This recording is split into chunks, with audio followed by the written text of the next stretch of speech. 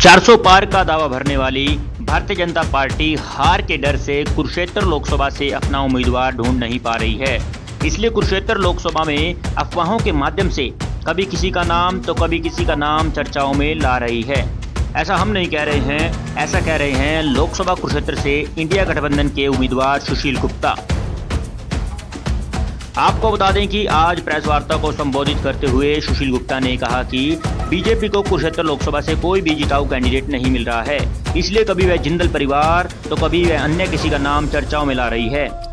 लेकिन सच्चाई तो यह है कि बीजेपी अब डर रही है। उन्होंने कहा है कि मुख्यमंत्री बदलने से भाजपा सरकार नहीं बच सकती, क्योंकि जनता अब की बार मुख्यमंत्री का चेहरा नहीं बल्कि सरकार बदलने का मन बना चुके हैं।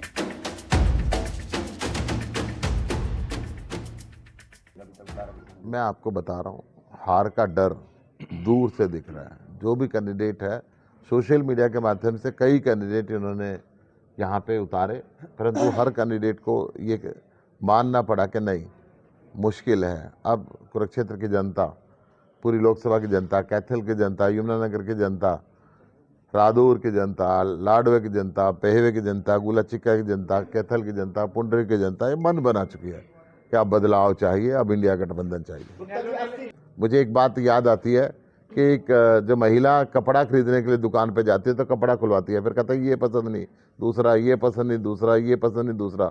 भारतीय जनता पार्टी ने भी अनेकों चेहरे सोशल मीडिया के माध्यम से कुरुक्षेत्र के अंदर उतारे और कुरुक्षेत्र की जनता ने कहा नहीं, ये भी फेल, ये भी फेल, ये भी फेल। इनको कोई चेहरा मिल नहीं रहा, कपड़े के थान की तरह अपने कैंडिडेटों को बदल रहे हैं। परंतु मुझे पूरा विश्वास है कि आज जो मन कुरुक्षेत्र की जनता ने बनाया है, भगवान श्री कृष्ण का ही आशीर्वाद है, अन्यथा मेरी कोई औकात नहीं थी कि इतना आशीर्वाद, इतना स्नेह यहाँ के क्षेत्र के लोगों से मिलता। महाभारत के युद्ध के अंदर जैसे कौरव के खिलाफ पूरी भरपूर सेना थी, बड़े से बड़ा धन धनन्य था, परंतु पांडवों ने के साथ भगवान श्री कृष्ण थे।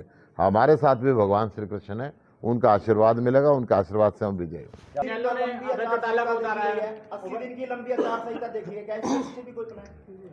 देखिए, ये 80 दिन की बनाए, 120 दिन की बनाए, हम तो मैदान में उतर चुके हैं और लगे हुए लगातार सारे कानूनों का पालन करते हुए जनता के बीच में जाएंगे, जनता को अपनी बात समझा रहे हैं। परंतु जिस भी गांव में भी जा रहा हूँ, बहुत से नहीं मिल रहा है, कहीं लड्डू खिला रहे हैं, कहीं दूध पिला रहे हैं, कहीं खाना खिला रहे हैं, तो ये जनता का स्नेह है। अभय चौटाला जी वोट काटने के लिए आए, परंतु मैं दावे के साथ कह सकता हूँ, एक एक किसान आज अभय चौटाला से यहाँ से चुनाव लड़ने की वजह से नफरत करने लगा है। वो कहने लगा कि जीतने के लिए नहीं आए, ये भारतीय जनता पार्टी की मदद करने के लिए आए। भारतीय जनता पार्टी की मदद इस प्रदेश का किसान नहीं करना चाहता, इस प्रदेश का व्यापारी नहीं करना चाहता, इस प्रदेश का युवा नहीं करना चाहता। महिलाओं पर जो अत्याचार इन्होंने किए हैं, पहलवान बेटियों को जो जंतर मंतर पर रगड़ा गया है, जिस प्रकार से ब्रजभूषण शरण को आज तक गिरफ्तार नहीं किया, जिस प्रकार से किसानों पे गाड़ी चढ़ाने वाले इनके मंत्री टैनी को सबसे पहले दोबारा टिकट दे दिया गया कि आप गाड़ी चढ़ाते हो किसानों को और बहुत को आप दोबारा संसद के अंदर आओ। जिस प्रकार से ब्रजभूषण शरण को दोबारा संसद में भेजने की तैयारी कर रहे हैं, जिस प्रकार से यौन अपराधी संदीप सिंह को खट्टर साहब ठोक ठोक के कहते हैं इसी को मंत्री रखूंगा, इसी को रखूंगा, इसी को रखूंगा। ये इनका जो अहंकार है, अहंकार तो रावण का भी नहीं रहा, अहंकार किसी का जनता ने छोड़ा नहीं है। आज ये बीजेपी की अपनी नीति है।